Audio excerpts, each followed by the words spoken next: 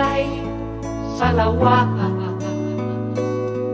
Bakit ako ay pinaasa? Inibig pa kita ng lubusan,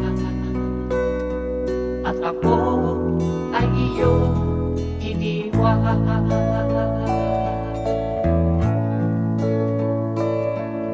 Nilimot mo na ang sumpa, maging ang langis ng suyuan. Tinulog mo ay kasawian,